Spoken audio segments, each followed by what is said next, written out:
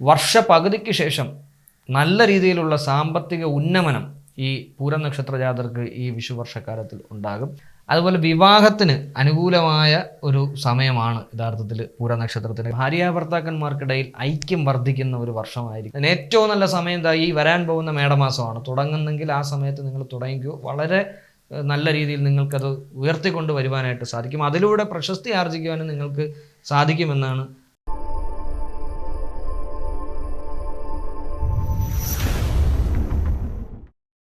നമസ്കാരം, എല്ലാ മാന്യപ്രേക്ഷകർക്കും അസ്ട്രോളജിക്കൽ ലൈഫിൻ്റെ പുതിയ ഒരു അധ്യായത്തിലേക്ക് ഹാർദമായ സ്വാഗതം. ഞാൻ അമൽ സനാതനം. നമ്മൾ 27 നക്ഷത്ര ജാതരായിട്ടുള്ള വ്യക്തികളുടെ 2026 വിഷു വർഷക്കാലത്തെ ഫലങ്ങളെക്കുറിച്ചാണ് പറഞ്ഞുകൊണ്ടിരുന്നത്.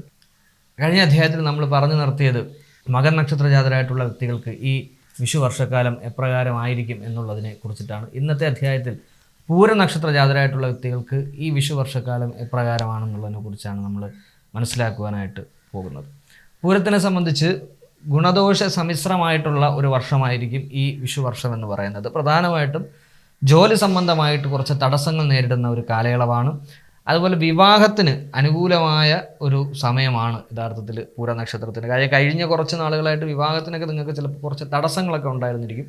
അതൊക്കെ മാറി വിവാഹത്തിന് അനുകൂലമായ ഒരു സമയമാണ്. വ്യവസായത്തിന് അനുകൂലമായ സമയം.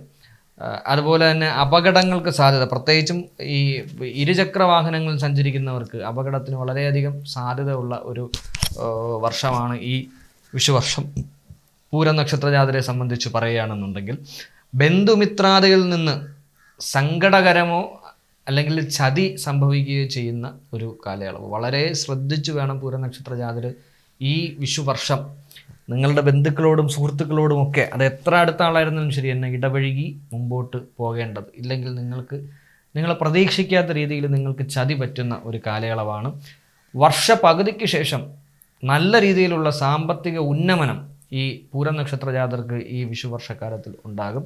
വിദ്യാഭ്യാസപരമായി വിദ്യാർത്ഥികളായിട്ടുള്ള പൂരം നക്ഷത്ര ജാതരായിട്ടുള്ള വ്യക്തികൾക്ക് വിദേശയാത്രാ തടസ്സങ്ങൾ മാറി വിദേശത്തേക്ക് പഠനത്തിനൊക്കെ പോകാൻ തൽപരരായി നിൽക്കുന്നവരാണെങ്കിൽ നിങ്ങൾക്ക് പോകുവാനായിട്ട് സാധിക്കും.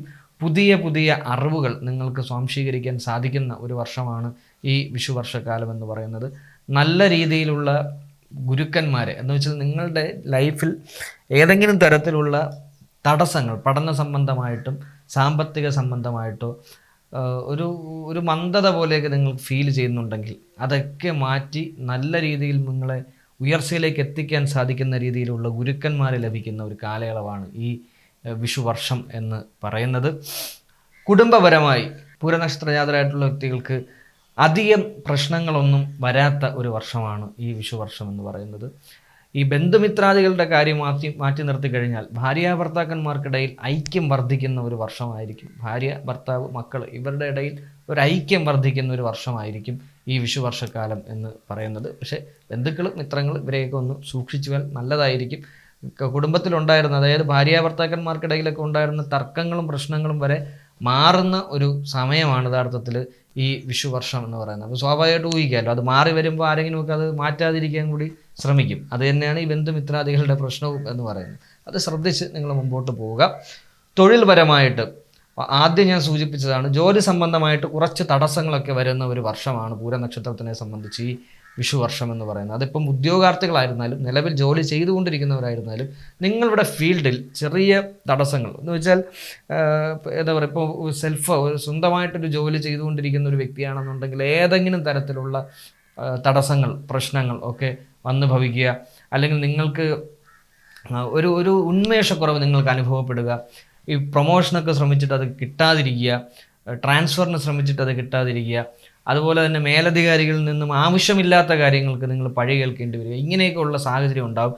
പക്ഷേ ഇത് മേടം, ഇടവം, മിഥുനം, കർക്കിടകം, ചിങ്ങം പകുതി വരെയുള്ള സമയങ്ങളിൽ വരെയാണ് ഈ ഒരു അവസ്ഥ നിങ്ങൾക്ക് നേരിടേണ്ടി വരുന്നത്. അത് കഴിയുമ്പോൾ സ്വാഭാവികമായിട്ടും അത് താനേ മാറി പൊയ്ക്കോളും. പക്ഷേ അതുവരെ കുറച്ച് മാനസിക സംഘർഷങ്ങൾ നിങ്ങൾക്ക് ജോലി സംബന്ധമായി അനുഭവിക്കേണ്ടതായിട്ട് വരും. ഇപ്പം പലയിടത്തും ഇൻ്റർവ്യൂവിന് പോയിട്ട് ജോലി കിട്ടാതെ വരുന്നൊരു സാഹചര്യം, പിന്നെ ലിസ്റ്റിൽ പേരുണ്ടായിരുന്നിട്ടും ഭയങ്കരമായിട്ടുള്ള ലാഗിങ്, അത് നമ്മളെ സർക്കാരിൻ്റെ പ്രശ്നമാണ്. പക്ഷേ എന്നിരുന്നാൽ കൂടിയും ആ ലാഗ് നമ്മൾ മനസ്സുകൊണ്ട് ആ ലാഗ് നമ്മളെ ജീവിതത്തെ ഒരുപാട് സ്വാധീനിക്കുന്നുണ്ട്. കാരണം ഇത് കിട്ടിയതിന് ശേഷം ജീവിതത്തെക്കുറിച്ച് ഒരുപാട് സ്വപ്നങ്ങൾ കാണുന്ന നിരവധി യുവാക്കന്മാരുണ്ട്. അപ്പോൾ അവരെ സംബന്ധിച്ച് ഈ ലാഗ് എന്ന് പറയുന്നത് അവരുടെ ജീവിതത്തിന് നല്ലൊരു കാലഘട്ടം ലാഗിങ് ആയി പോകുന്നത് കൂടിയാണെന്നുള്ളത് ശരിക്കും ഭരണാധികാരികളൊക്കെ അത് മനസ്സിലാക്കേണ്ടതാണ്. അപ്പോൾ അങ്ങനെ ഒരു ബുദ്ധിമുട്ട് കൂടി ഉണ്ടാകും. പക്ഷേ ഈ ഒരു സമയം കഴിഞ്ഞതിന് ശേഷം നിങ്ങൾക്ക് തീർച്ചയായിട്ടും ഗുണകരമായ മാറ്റങ്ങൾ ഈ ഒരു വിഷുവർഷത്തിൽ പൂരനക്ഷത്ര ജാതരായിട്ടുള്ള ഉദ്യോഗസ്ഥർക്കും ഉദ്യോഗാർത്ഥികൾക്കും ഉണ്ടാകും. ഈ ഒരു കാലയളവ് ഞാൻ പറഞ്ഞ ചിങ്ങം പകുതി വരെയുള്ള ഒരു സമയം വരെ നിങ്ങൾക്ക് കുറച്ച് ബുദ്ധിമുട്ട് ഉണ്ടാകും. വിവാഹപരമായിട്ട് വിവാഹത്തിന് അനുകൂലമായ സമയമാണ്. പൂരനക്ഷത്ര ജാതരായിട്ടുള്ള പുരുഷന്മാരായിരുന്നാലും സ്ത്രീ ജനങ്ങളായിരുന്നാലും വളരെ നല്ല സമയമാണ് നിങ്ങൾക്ക് ഇപ്പോഴുള്ള ഈ സമയം എന്ന് പറയുന്നത്. അതുപോലെ പ്രണയ സംബന്ധമായിട്ട് പ്രണയത്തിന് അത്ര ഗുണകരമായ വർഷമല്ല പൂരത്തിനെ സംബന്ധിച്ച് ഈ വിഷു വർഷക്കാലം എന്ന് പറയുന്നത്. കാരണം നിങ്ങൾ കുറേ നാളായിട്ട് പ്രണയിക്കുന്നതിനൊക്കെ അതിൻ്റെ ഇടയിലേക്ക് പലതരത്തിലുള്ള ഇഷ്യൂസ് ഉണ്ടാവാനൊക്കെ സാധ്യതയുണ്ട്. എത്ര ആത്മാർത്ഥ പ്രണയങ്ങളായിരുന്നാലും അതിൽ ചെറിയ മാനസിക സംഘർഷങ്ങളൊക്കെ വരാൻ സാധ്യതയുണ്ട്. പക്ഷേ അത് പെട്ടെന്ന് തന്നെ മാറും കേട്ടോ. വേറെ അത് തകർന്നു പോകുന്നല്ല ഞാൻ ഉദ്ദേശിച്ചത്. ചെറിയ ചെറിയ പ്രോബ്ലംസൊക്കെ വരാൻ സാധ്യതയുണ്ട്.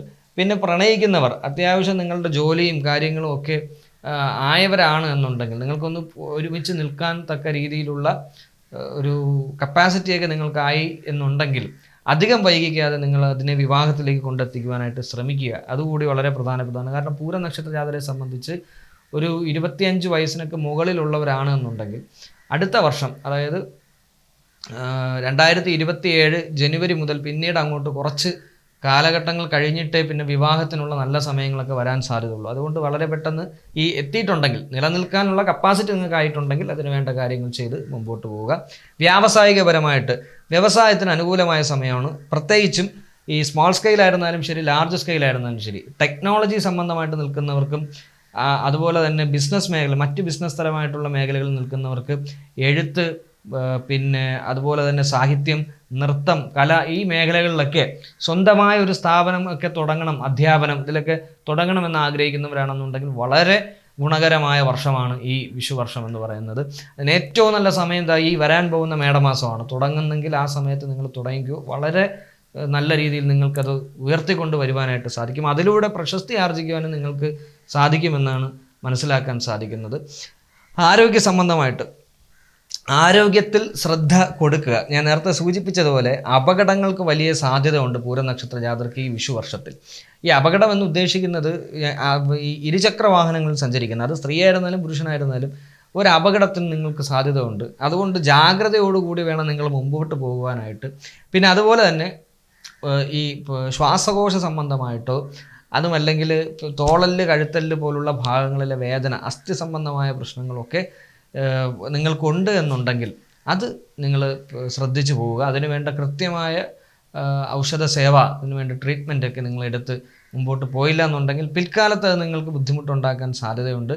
അതുപോലെ 50 വയസ്സിന് മുകളിലുള്ള പൂരനക്ഷത്ര ജാതരായിട്ടുള്ള സ്ത്രീജനങ്ങൾ ശ്രദ്ധയോടുകൂടി വേണം നിങ്ങളുടെ ആരോഗ്യം നോക്കാൻ. നിങ്ങൾ ഈ മെഡിസിൻ കഴിക്കാതിരിക്കുക, അല്ലെങ്കിൽ ഏതെങ്കിലുമൊക്കെ പ്രശ്നങ്ങൾ കൊണ്ട് ജീവിതം മടുത്തു, ഇനിയിപ്പോൾ എനിക്ക് എന്തിന് ഞാനിങ്ങനെ ജീവിക്കണം, എന്തിന് ഈ മരുന്നൊക്കെ കഴിക്കണം, ഇങ്ങനെയൊന്നും ചിന്തിക്കേണ്ട ആവശ്യമൊന്നുമില്ല. നമ്മൾ കഴിക്കേണ്ടത് നമ്മൾ കഴിക്കുക, ബാക്കി നടക്കേണ്ടത് നടന്നോളും, അത്രയേ ഉള്ളൂ. അതിൽ കൂടുതൽ നമ്മൾ ചിന്തിക്കേണ്ട ആവശ്യമൊന്നുമില്ല. ഇങ്ങനെ ഒരു കൺസെപ്റ്റ് ഈ പൂരനക്ഷത്ര ജാതരായിട്ടുള്ള 50 വയസ്സിന് മുകളിലുള്ള സ്ത്രീജനങ്ങളിൽ ഭൂരിഭാഗം പേർക്കും കാണും. അപ്പോൾ അതൊക്കെ ഒന്ന് മാറ്റിവെച്ച് മുമ്പോട്ട് പോവുക. അതുപോലെ യുവാക്കന്മാരായിട്ടുള്ള ഞാൻ സൂചിപ്പിച്ചതുപോലെ വാഹനം വളരെ ശ്രദ്ധിച്ച് മുമ്പോട്ട് കൊണ്ടുപോവുക. ഈ കാൽമുട്ട്, കൈമുട്ട് ഭാഗങ്ങളിലൊക്കെ ഒടിവ് വരെ വരാൻ സാധ്യതയുണ്ട്. അതുകൊണ്ട് ശ്രദ്ധിച്ച് വേണം മുമ്പോട്ട് പോകാൻ. ഈശ്വരാധീനപരമായിട്ടുള്ള കാര്യങ്ങൾ മനസ്സിൽ വയ്ക്കുക. വർഷപകുതിക്ക് ശേഷം പറഞ്ഞതുപോലെ വർഷപകുതിക്ക് ശേഷം പ്രതീക്ഷിക്കാത്ത സാമ്പത്തിക നേട്ടവും ഐശ്വര്യവും ഈ വിഷു വർഷത്തിൽ തീർച്ചയായിട്ടും പൂരനക്ഷത്ര ജാതരായിട്ടുള്ളവർക്ക് ഉണ്ടാകും. ദോഷപരിഹാരാർത്ഥം സുബ്രഹ്മണ്യസ്വാമിയെ നന്നായി പ്രാർത്ഥിക്കുന്നതും ശാസ്താവിന് നീരാജനം സമർപ്പിച്ച് ശനിയാഴ്ച തോറും വ്രതമനുഷ്ഠിക്കുന്നതും, ദേവീക്ഷേത്രങ്ങളിൽ രക്തപുഷ്പാർച്ചനയോ രക്തപുഷ്പാഞ്ജലിയോ അതല്ലെങ്കിൽ കുങ്കുമാഭിഷേകമോ അർച്ചനയോ, കുങ്കുമ അഭിഷേകം അങ്ങനെ അധികം എല്ലായിടത്തും ചെയ്യാറില്ല, എന്നാലും കുങ്കുമ അർച്ചന ഉണ്ടാകും. കുങ്കുമാർച്ചന നടത്തി പ്രാർത്ഥിച്ച് വേണ്ട വഴിപാടുകൾ നടത്തി സത്കർമ്മങ്ങൾ ചെയ്ത് മുമ്പോട്ട് പോവുക. ഇങ്ങനെയാണ് പൂരനക്ഷത്ര ജാതരായിട്ടുള്ളവർക്ക് പൊതുവെ വിഷുവർഷം ഒരു ഗുണദോഷ സമ്മിശ്രം എന്ന് തന്നെ പറയാം. ഈശ്വരാധീനം വർദ്ധിപ്പിച്ചെടുക്കേണ്ട ചുമതല നിങ്ങൾക്കാണ്. നന്നായി മുമ്പോട്ട് പോവുക. എല്ലാ ഐശ്വര്യങ്ങളും നിറഞ്ഞ ഒരു നല്ല വിഷുവർഷക്കാലം പൂരനക്ഷത്ര ജാതരായിട്ടുള്ള എല്ലാവർക്കും ആശംസിച്ചുകൊണ്ട് അസ്ട്രോളജിക്കൽ ലൈഫിൻ്റെ ഈ അധ്യായം ഇവിടെ പൂർത്തിയാകുന്നു. എന്നെ ശ്രമിച്ച എല്ലാവർക്കും നന്ദി അറിയിച്ച് നിർത്തുന്നു. നമസ്കാരം.